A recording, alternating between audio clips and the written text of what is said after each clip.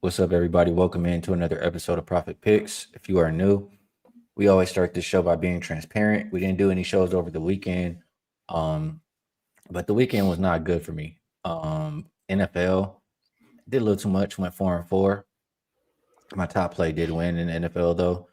NBA is like I was going 1-2 like every day, so I need to change some things around and get back on track in NBA. It is good to be back with you. I'm not feeling the best today, but I'm gonna power through. How you doing today? We're good today, Ski. Off a lot of action. I mean, for those who do have interest in college basketball, there's over 100 games on top of everything else that we're looking at here. So, light sleep last night, trying to prep for college hoop as well as everything else we have going on. But this is an NBA show. I didn't play yesterday. I probably should have. Would have had a couple of wins mixed in if I had gone NBA yesterday. But NFL 3-2. College football Saturday brought back, I think, 8.5 units. So it's been a profitable weekend here, Ski. We'll see if we can extend that into today with the. This is an extensive Monday NBA card for sure. Yeah, and a lot going on, like you said, college basketball. So lot going on today. Nice work on football over the weekend though. All right, so we'll get into it. Today will be a little bit different from myself. Yeah, I got sick over the weekend, and it was hard for me to do my normal work this morning. So I'll cap these games out as we go along. I do have a couple of plays already made today, and if you know, you know, you should be making a college bet today too. So, all right, let's get started here, Rob. First game up, Milwaukee, Indiana opened up -6. Looks like 6.5. Total open 233.5. Looks like 235.5. We'll call the consensus there. Giannis is probable. KPJ out for Indiana. Same laundry list of injuries: Toppin, Nembhard, McConnell, Matherin, Jones, all out. Dennis questionable. Furphy probable. This is the first time the Bucks will see the Pacers since they were eliminated in the playoffs. The Bucks are coming off of a loss. The Pacers coming off of a win as an underdog there, so could be, a little bit more of a hungry Bucks team here tonight. And I'm wait, no, the Pacers didn't win. I'm kind of getting mixed No, up they here. did. You're right. They did. Okay. They So beat yeah, they're Golden off. State. You're right. There you go. They're off a win as a dog. Um, Here's my thing.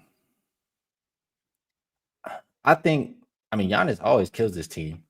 I know that, a little bit different players in the lineup today, but I don't see anybody stopping him from getting to the paint today. Um, if the Warriors would have kept feeding Kaminga, they might have won the game. And Giannis is way more dominant than Kaminga. So I could see him feasting today. I like his rebounds. I looked at it at 11 and a half. I'm pretty sure he's cleared that his last few games versus the Pacers, and he's averaging a little bit over 13 this year. Also, have to think about Miles Turner. He's been doing a lot of talking this offseason. Um, and Tyrese is not a tough guy. And the Pacers said they're going to pay me all year long. And then it got to the end of the year. They didn't want to pay me, blah, blah, blah. So Miles Turner hasn't looked so great so far this season. But I do think, you should see his best game of the season in this one. That's what I would expect. So I was thinking, trying to find some ways to bet on him as well. I don't know, Pacers, their defense has been a little bit their defense has been all right. They haven't been allowing too much. The Bucks, they've scored 120 in every game except for one. How are you seeing this one, Bucks and Pacers? Yeah. Well, in response to your potential plays on Giannis here, this is the team that Pacers are the team that ran away with his 64-point ball. So ever since then, it's been not a not a friendly feud between these two. And with Miles Turner coming back to Indiana tonight for the first time, it's probably not going to be very friendly. Um, I'll just start by saying, because you were talking about offense, defense, Giannis, the usual quote that comes out of guys after they lose a game. At the end of the day, if you don't play defense, you're not going to win the game. But Milwaukee just, you'd like to think, and I know a lot of times between us, Ski, we will apply that stuff. Um, Sounds like the coach is talking more defense. Maybe we'll lean under, but I just don't know how much you'll get out of Milwaukee here. I do think they'll score. The Indiana victory more flukish than real. There's a big gap between these two. Milwaukee is the best field goal percentage shooting team in the NBA right now, over 52%, and Indiana is the worst, 40%. Indiana bench contributed like 15 points the other day. You take a look at that bench. We've talked about their guard situation. 4 of their top guards not on the floor. We know Halliburton won't be there all season long, but I still include him. And it's been tough for them to even find a point guard here. I think Milwaukee's probably the winner in this game. 6 is a tough number for me to get to, though. Indiana will put up 48 minutes worth of fight. But like you say, you get the bounce back for Milwaukee off of a loss that shouldn't have happened against Sacramento. Milwaukee opens that game with 47 points in the first quarter, and then I think just let off the gas the rest of the way until they had to scramble at the end. And Indiana, I don't know what gets into Golden State sometimes on the road, Ski. I really don't. But to lose 114-109 to the Pacers. Interesting. Last thing I'll close with here, because you had mentioned that the Pacers are playing a little bit better defense. And it's interesting that their pace hasn't really declined. They're number 6 in pace still. So they're still going fast. But the group that Rick Carlisle has in right now due to injury plays a little bit harder on the defensive end, I guess, because the numbers do bear that out through 6 games. Still think Milwaukee can score on them. If I had to, I'd be on Bucks -6. I just don't like that number.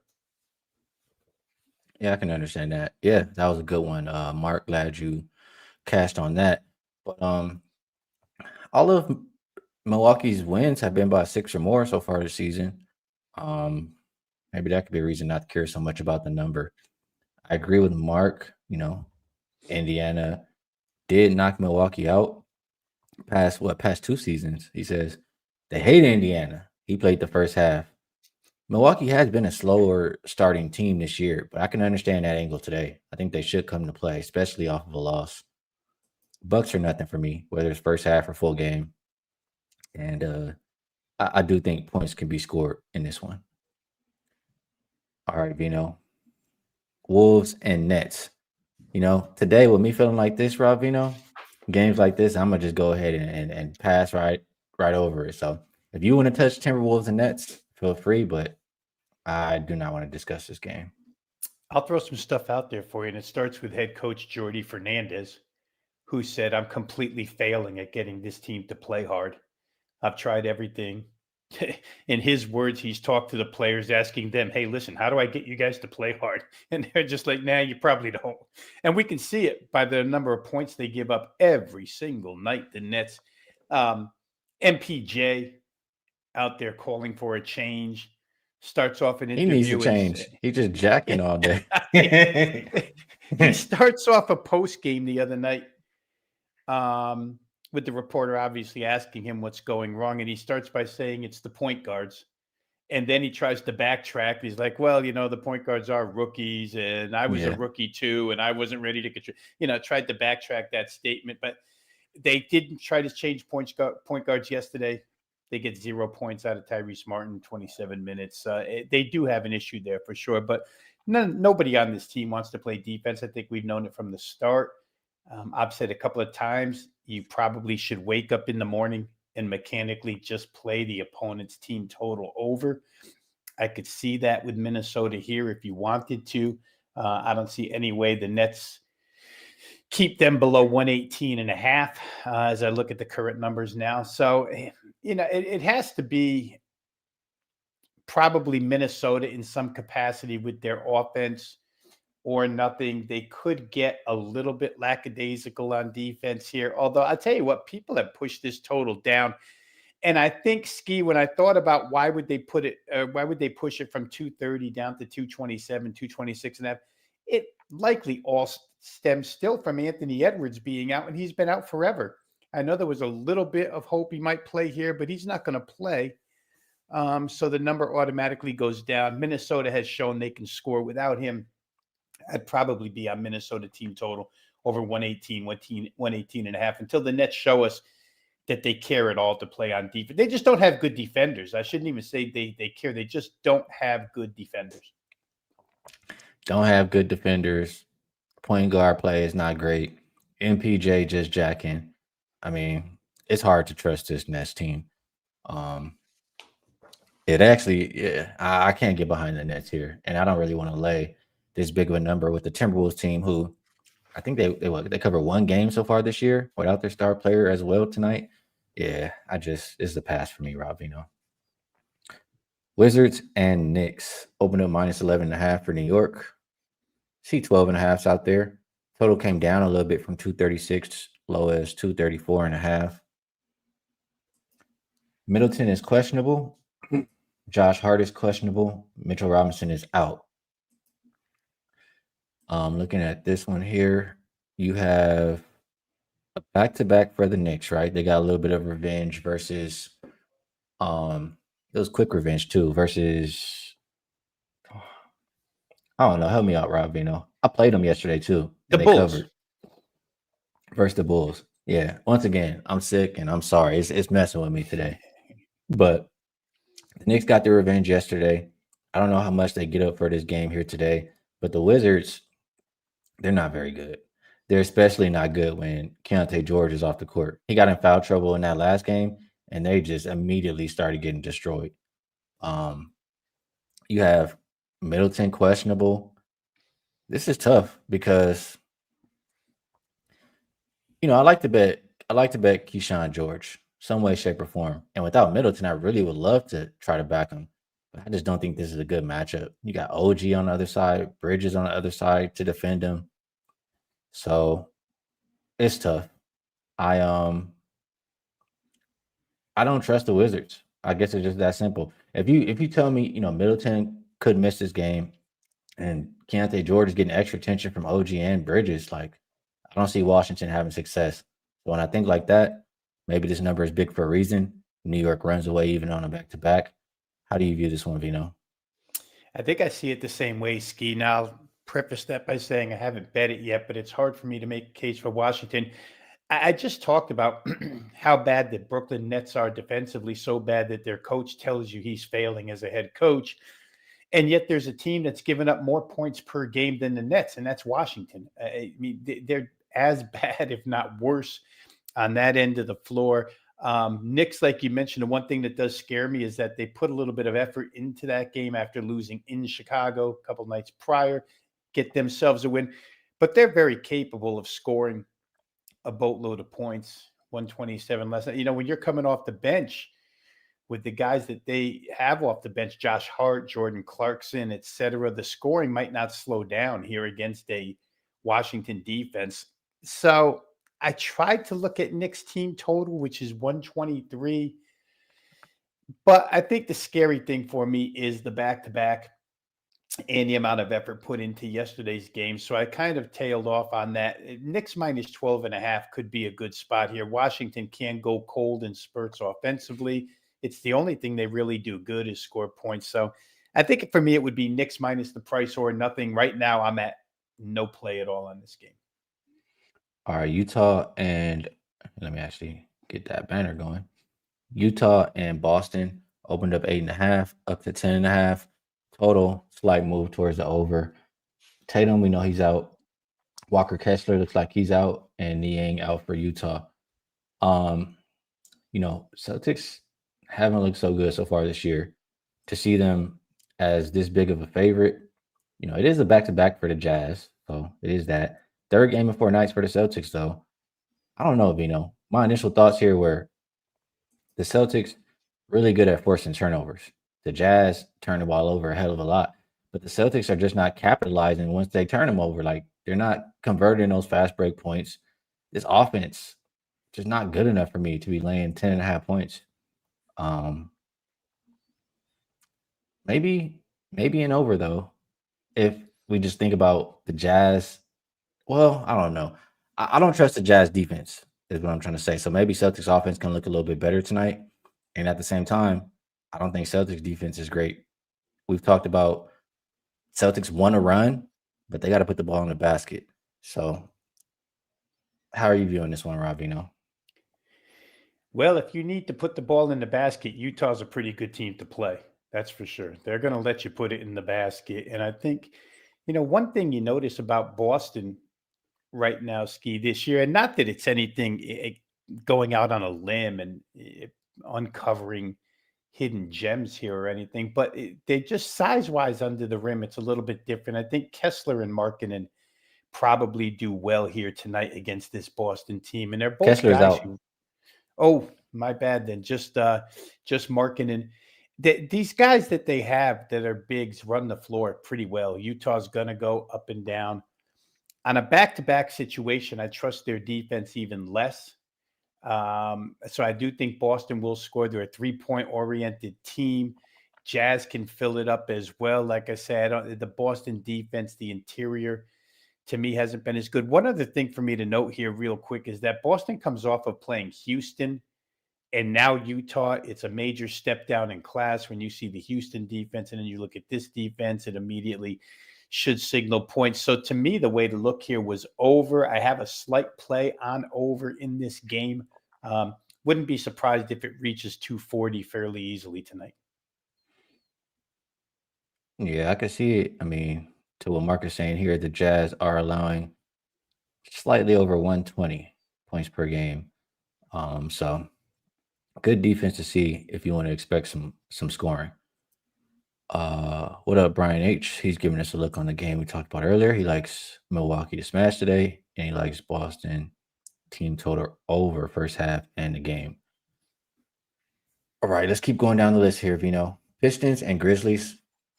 It did open -3 for the Pistons. They're now 4.5. Total came down from 238 to 230, or as low as 235.5.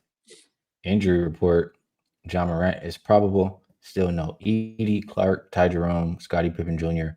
For the Pistons, Faster's out, Ivy's out, Tobias Harris is questionable. Pistons have looked solid so far.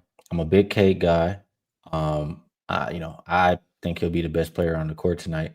But what do we make out of this Grizzlies John Morant situation? Like, is he gonna care tonight and go out there and want to play and play well? Is he over it? Is gonna just be, remember when Jimmy Butler was ready to get out of Miami and he's just loafing around? I don't know what we're gonna get from John Morant tonight. If you tell me you get a really good effort, I would take the +4.5. But who knows? What do you think here, Vino? Huge question, Ski. Again, he criticized the organization, the coaching staff itself, which sometimes can be interpreted as quitting on a coaching staff. He doesn't like the new system or whatever. Gets the suspension. I don't know. I thought yesterday without him, maybe the team would play pretty well. Didn't really happen. I just don't know about the Memphis chemistry at this point in time. So that was a problem there. And on the other hand, we have to consider Detroit coming back from Mexico City. They played Dallas and Mexico City the other night, and I just don't know about them either. That could be a reason why the injury list is a little bit extended here tonight. So for me, it was an immediate scratch on this game. I'd have to see one game out of Memphis with Ja on the floor. Tonight will be that game just to see how the whole team reacts with him in there, how he reacts himself. And of course, the altitude at Mexico City is really the big deal when you're coming back from there. Hopefully you don't drink any tap water or anything in Mexico City and the team is okay. But we'll probably talk about that with Dallas as well. So I had no opinion on that game, Ski. Yeah, I like what you said about coming from Mexico City. Don't think it's a great spot for the Pistons. You tell me Morant cares, I would really want to get there with the Grizzlies. Ron B says Ja coming back to play is his last chance of being taken seriously. Says Grizz will take it seriously in this game. Brian says Morant quitting that fourth quarter, didn't like being caught out, so he's disengaged. He would stay away from Memphis, he says. I mean, the comment section is just how we're thinking, right? Which way is it going to go? We don't know. We'll go to the next 2020 hindsight. We could tell you when the game's over. Yep, we'll be able to tell you 100%. The other side of that, Mexico City, is Dallas now heading into Houston. They're a big underdog, 12.5 points. Total came down from 229 as low as 224.5. Let me just check this injury report. AD, Kyrie, Lively, Exum, all out.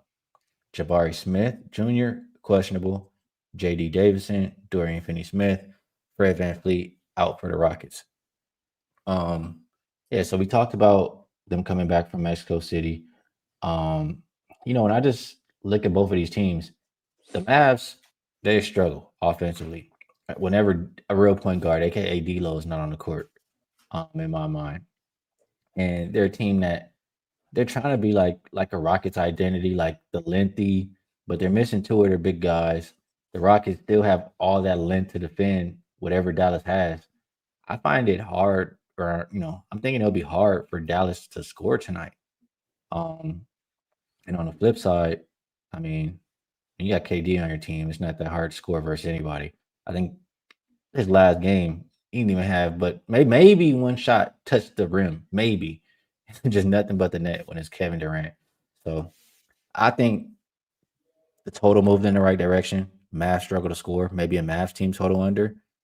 Um, and then at the same time, I could understand Rockets, but I probably look more so early. I think the Rockets are a good first half or first quarter team in general. I think Udoka usually has them ready to go. So Rockets first half or Mavs team total under. That's what comes to my mind here, Vino. What do you think?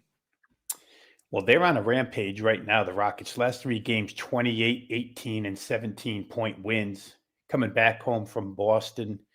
So first game home, I don't know, but again, we have the Mexico City factor with Dallas. The thing that baffles me here is what in the world is Jason Kidd and the Mavericks doing playing at the fourth fastest pace in the NBA with the crew that they have? It makes no sense. Well, And actually, I do understand it. I do okay, go understand ahead. it because you don't have good playmaking. So you're just trying to play fast to try to go get easy baskets. That's what it adds Yep. up for me. Okay. And obviously, if that's the philosophy, that's the philosophy. The problem for them is the ball doesn't end up in the basket enough for them. They just don't have enough guys, right? I mean, going fast. It's like in football, if you play fast tempo, but you go 3 and out, right? Who cares how fast you're going? You're just punting it back to the other team within a minute and a half. So that's kind of the way I feel about Dallas right now. Like you say, there's no point guard leadership. Cooper Flag, more bad games than good, but it's to be expected. You're throwing the guy into a point guard position, really didn't play it at Duke. Houston just playing way too well for me right now to ignore them. I think they probably win this game by a sizable margin. Um, Again, the scheduling factor comes into this a little bit, and then the fundamental matchups on the floor just take precedence. Dallas a little too banged up at this time. I like the favorite side here, Houston. I think they can get it done with the big number. All right. Almost there, Vino. Man. Sacramento and Denver. Open up -9.5 for Denver. Looks like 11.5. Total open 238.5. As low as 235.5. Injury report. Cam Johnson is probable. Jamal Murray is probable. For Sacramento, Carter, Levine, Schroeder, all questionable. Malik Monk out. Keegan Murray out. I mean, what are we doing here? So for one, Vino, I took the Kings +10 versus Thunder. I took the Kings the other day when they got the win. What was it on Saturday, I believe? The Bucks, yeah. Yeah, I took them in that game as well because, and I don't think this Kings roster team is very good, but they were hungry. They're desperate for a win, and they finally got one. Now that they've got one, will that hunger remain? Are they even good enough if they're missing these guys in the lineup? I don't think they're good enough. Malik Monk was already a lot of points. You missed Levine. He's been hot. Schroeder, I couldn't trust his team with these question marks. So um, with that, it's Denver or nothing. And if you tell me everybody plays, I'd probably just pivot to maybe over. What do you think here, Vino? Could see both. It's funny because we've got these double-digit price favorites so far, and I'm sitting here building cases for the Knicks against Washington, Houston against Dallas, and now probably Denver against Sacramento. I don't like to lay double digits in games, but these three favorites seem to make a bit of sense to me. For Sacramento, it's the fourth of a 4-game road trip. There's been a little bit of travel around here for them. I think it was Milwaukee, Oklahoma City, Indiana. Now Denver. Denver's off that 2-point loss in the Cup game to Portland. Not that the Cup means anything to Denver, but they did lose a close game, 109-107, where their offense didn't really perform the way it's performed all season long. So I think an offensive bounce back is due for them. Zach LaVine, again, if he does miss, he's been the leading scorer in every single game so far. And now he's questionable. I think he's averaging like over 30 a game. Denver's got a rest edge here when you give a team like Denver since Friday to have off and get ready to play. And Sacramento's coming in from Milwaukee. I think that's an advantage there. The Kings have played close, like you say, Ski. The only game I could find where they didn't play close was that back-to-back against Chicago. Remember, like the DeRozan, LaVine trip back to Chicago, but it was the second of a back-to-back for the Kings, and they got blown out 126-113 by Chicago that night. That's the only time they haven't been competitive score-wise this year. And Denver, 2 home games so far, 2 double-digit wins by 22 and 34 against the Suns and the Pelicans. And the Kings defensively can be lumped into that group, Suns and Pelicans. I could see a lot of points out of Denver. I could see Denver covering this number, especially off of a loss. So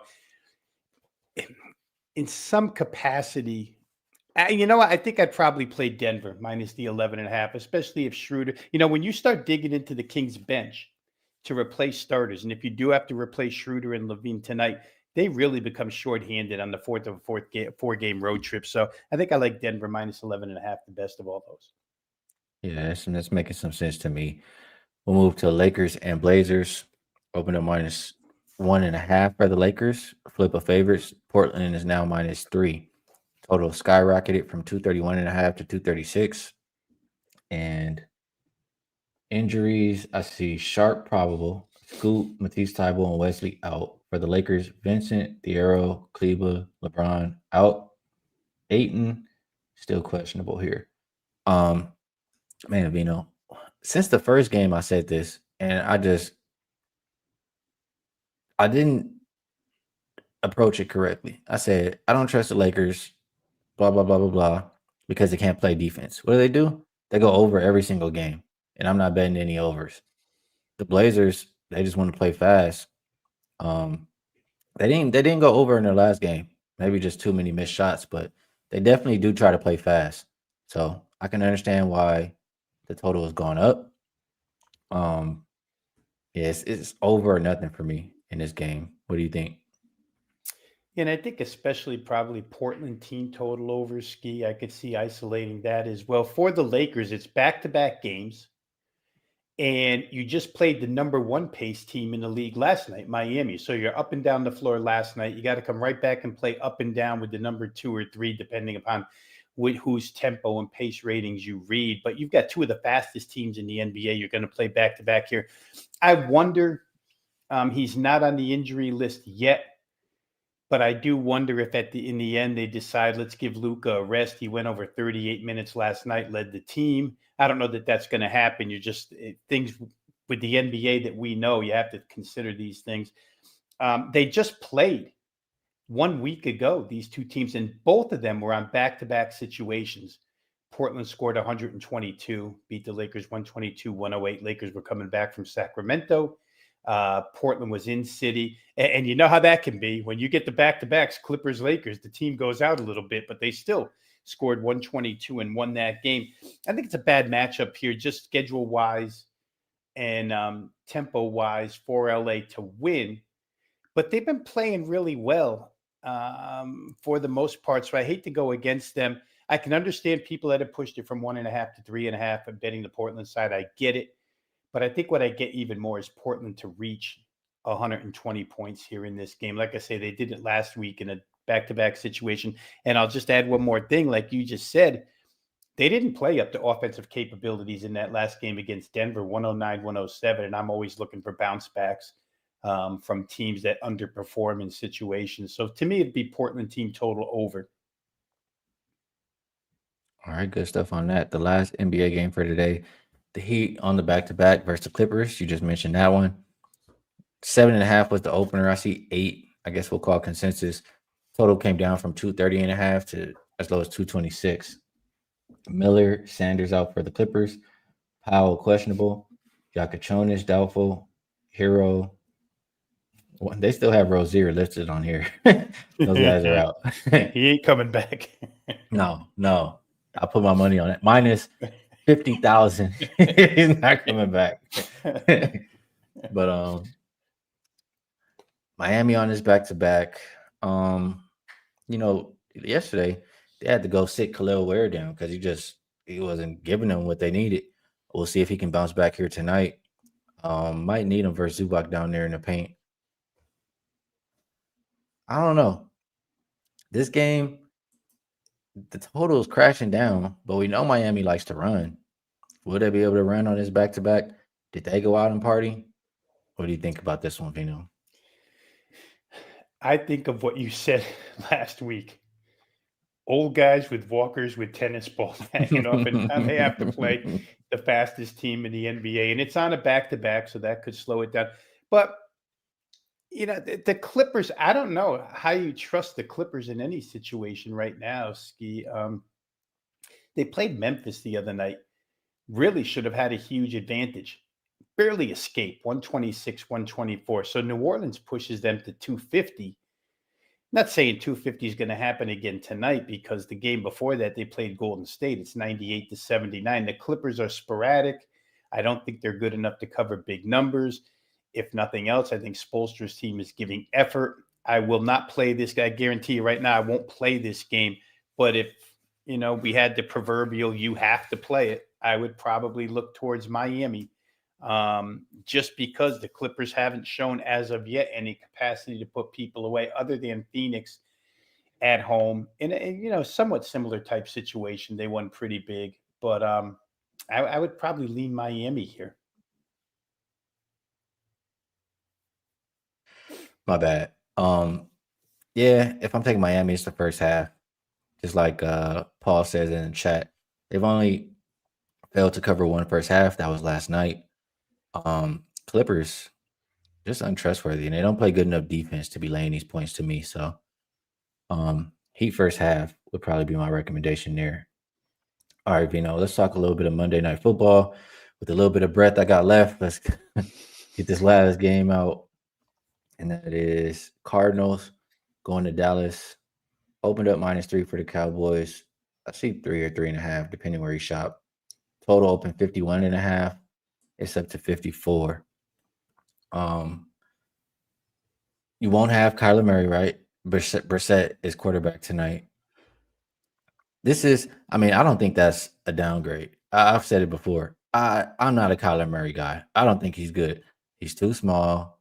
All you got to do is blitz him, and he just falls down. I feel like I've seen enough Kyler Murray, personally.